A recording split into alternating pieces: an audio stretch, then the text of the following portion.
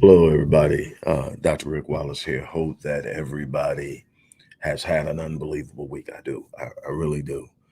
Um, no, it's my desire to touch as many lives as I possibly can and to not only encourage and inspire, but provide insight into how you can have the best possible life at any given moment.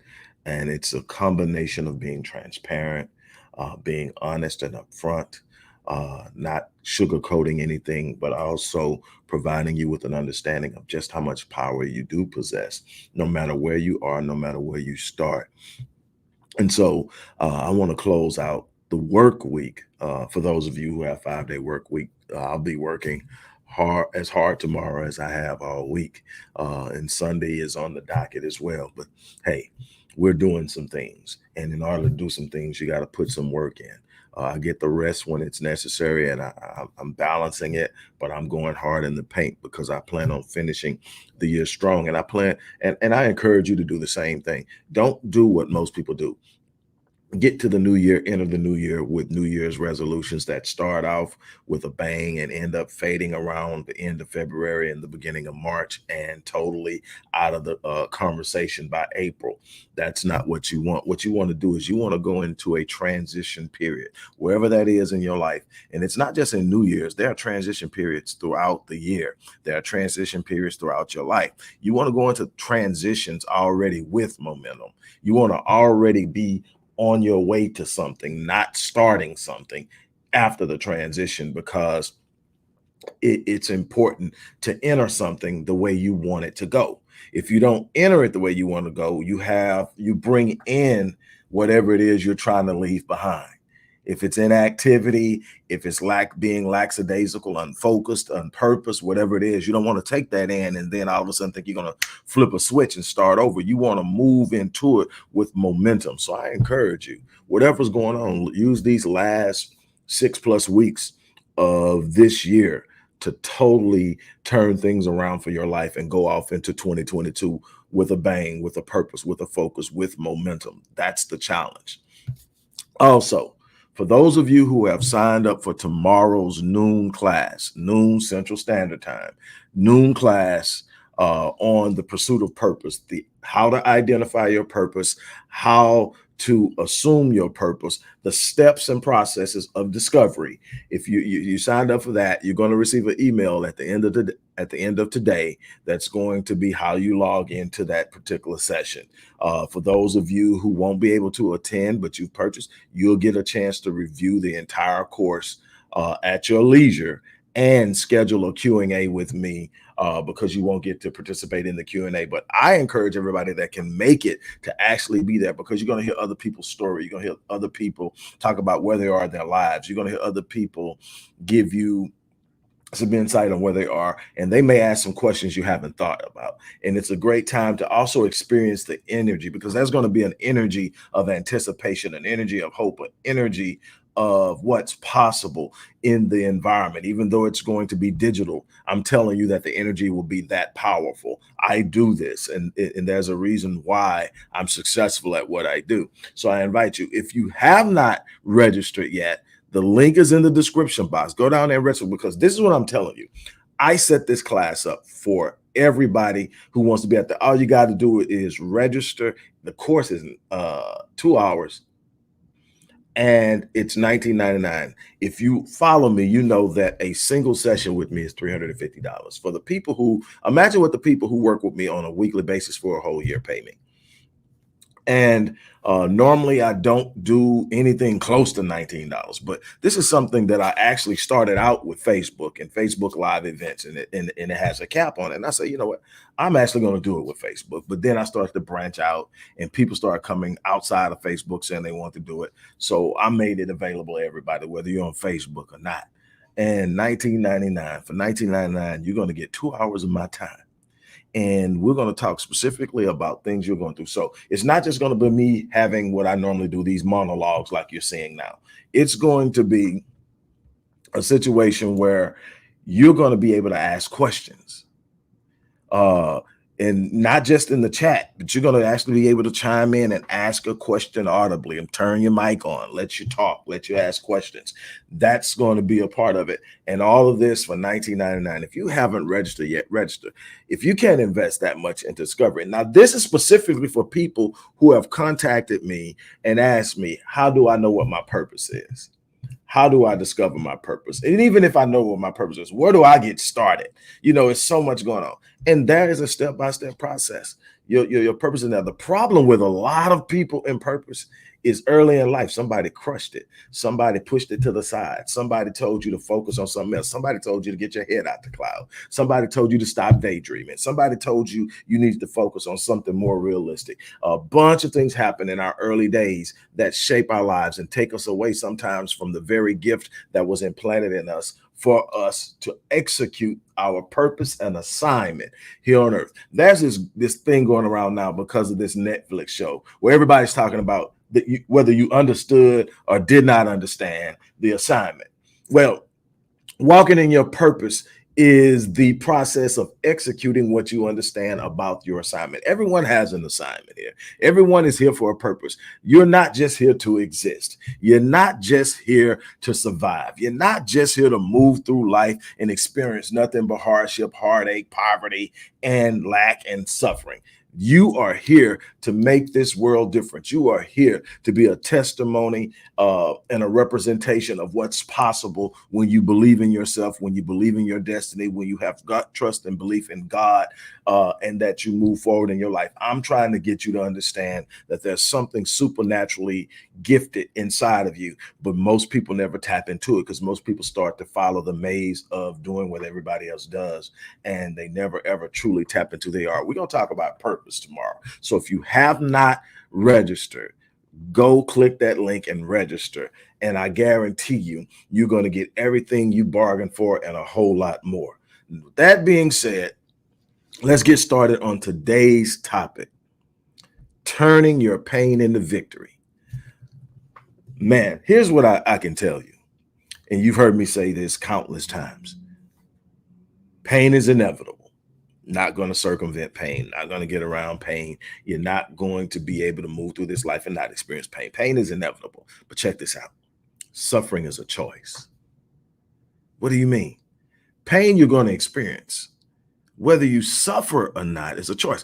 Pain is the pain is the reality and the response of something that happens harmful. When you experience loss, when you experience difficult moments, that's pain. But identifying with the pain, staying in the place where you're experiencing the pain, identifying with that moment starts to create suffering. It starts to create perpetual misery. It starts to create a place in which you have not been able to escape it, and it becomes a perpetual reality. It becomes a cycle. You start to speak it, you start to talk it, you start to live it, you start to manifest it. What I'm trying to get you to understand here is that you've got to have something that you do with your pain that allows you to properly process your pain, and not just process it for the purpose of escaping it, but being able to transform it into something possible. This is something that I've learned. Pain always leaves a gift. It always does. The problem with most people is the perception through which they view things, the lens through which they view life, the paradigms through which they operate. Most people see pain as something horrible, and it's life altering, and it is. It should change you, but it should change you for the better.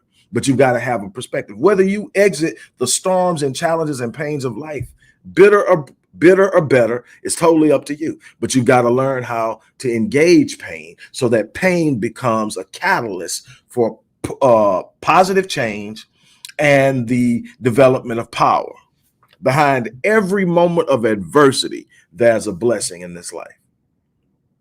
Well, the fear of pain, I remember hearing Will Smith once say that he believed God put everything worth having on the other side of fear. I always add on the other side of fear and pain. God put anything that is of any value on the other side of challenge. whether it's pain, whether it's fear, whether it's hardship, whether it's delay and disappointment and setbacks. You don't get the most valuable things in life just by cruising on up and saying, I want it. It doesn't work that way. The things that are of value, the things that have lasting positive impact require that you go through some things in order to get them. But the thing is, when you persevere, you find out that everything you went through was worth it. Let me explain it to you another way. Let me use an analogy that I start to ponder after a trip to Las Vegas. Now, it sounds crazy, right? But actually, I was in Las Vegas, and someone that I was familiar with, that I had read some books about and heard about, was actually having a presentation in Las Vegas. His name is Jim Quick. Guy had this unbelievable, this Asian guy has this unbelievable ability to use his brain to remember. And the crazy thing is, he suffered a couple of brain injuries as a child, and you know, his brain function suffered, but he learned and developed, and he's now, this guy can remember any freaking thing. It's amazing. And he can train people how to remember. He's a very good speed reading teacher. That's where I learned speed reading from. Well, the second phase of my speed reading, I learned from. But anyway, he was there. So I wanted to go check him out live in person. And I'm there. And guess who's in the audience? Quincy Jones. Just roll with me, because, you know, there's some things about Quincy I don't roll with. But anyway, Quincy Jones in the audience. The one thing you can't deny is the guy's had a pretty unbelievable career considering where he came from. But anyway, he asked Quincy to come up, and he asked him a question, because Quincy was the elder statesman. Quincy was recognized as being extremely, so you're talking about the guy who produced Off the Wall and Thriller. I mean, forget everything else, just Off the Wall and Thriller alone. But anyway, he calls him up and he asks him, based on racism, based on hardships, based on all that stuff, how was he able to navigate through all those problems and become as successful as he did? And Quincy said something that stuck with me and really created this analogy that I use all the time. He said, I don't have problems. He said, come on, Quincy, everybody has problems. I said, no, I don't have problems. I have puzzles. And immediately a light went off. A light went off for me, because growing up as a child, I used to sit down and do 1,000-piece jigsaw puzzles with my grandmother, which is actually my great-grandmother, but I would sit down and do these 1,000-piece jigsaw puzzles. That was our thing together growing up as a kid. I would sit down and I would do these things. And the first thing that came to mind is, when you buy this puzzle, there's this big, beautiful picture of what it's going to look like once you finish it, right? But when you open the box and you pull out the first piece, you look at it and it's funny looking.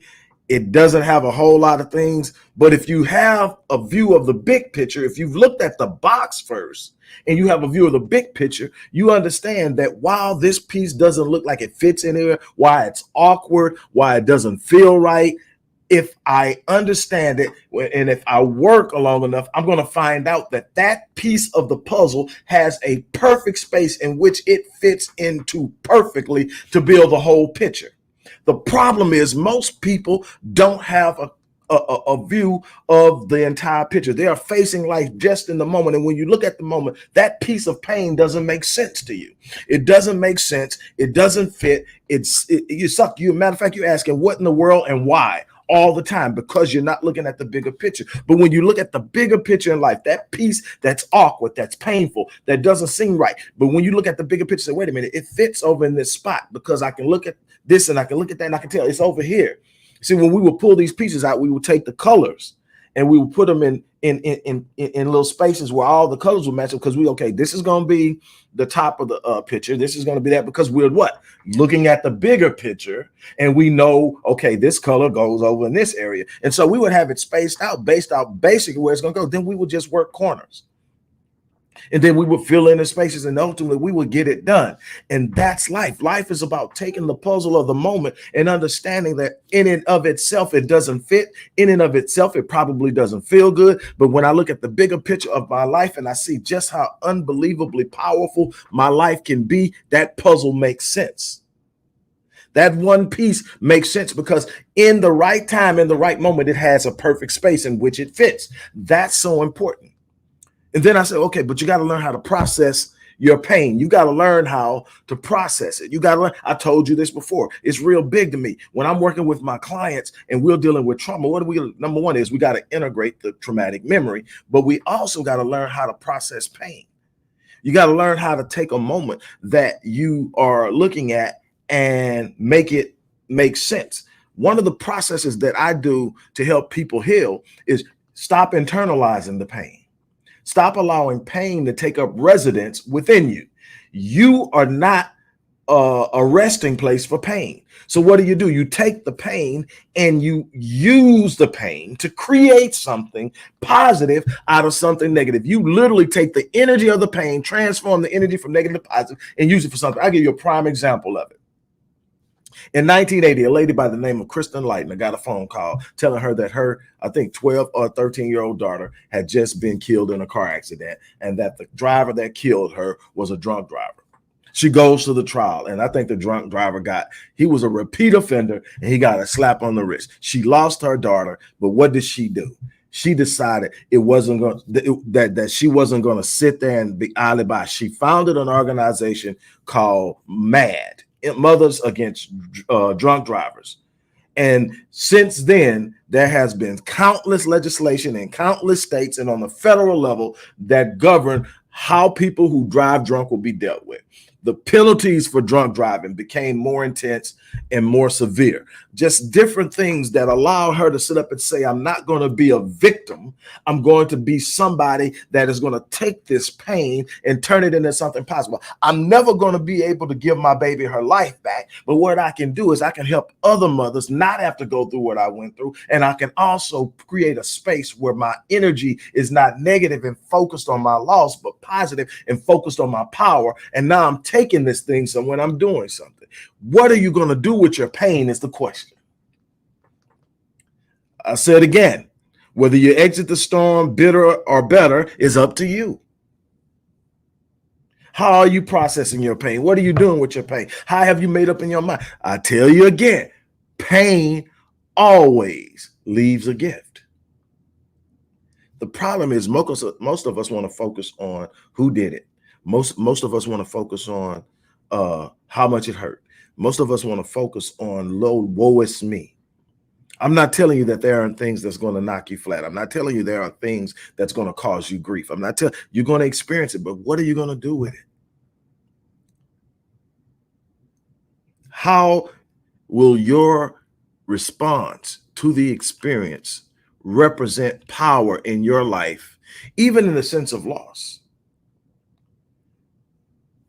One of the greatest losses that I've experienced is the loss of my biological great-grandfather, but my legal father, who adopted me, took me in at 9 months and adopted me at 2 years old and reared me and died when I was 25. One of the most devastating losses I have. He was my portrait of manhood. He was so much in the way of wisdom. He planted seeds in me that I'm still watching bear fruit, and he was gone. And for a while, I laid there in it, but then something said, this isn't what he gave you to do. He gave you everything that you needed to prepare you for this moment. He was planting himself inside of you. And the best way that you can honor him is by taking what he's planted in you and manifesting and growing it out and allowing him to live through you. You can lay here and wallow in it and be upset, or you can take your grief and turn it into something powerful, and you can let him live through you long after he's been gone. It's been 30 years and he's still living through me because I decided to take that pain and do something positive with it. What are you doing with your pain?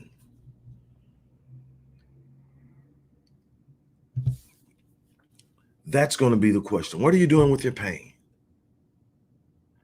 With what I do and working with clients that are in all different stages and spaces of life, I deal with I mean, people who are suffering from childhood trauma that can be as intense as sexual molestation and incest, all the way up to people who have started businesses and done well, but know that they can do better.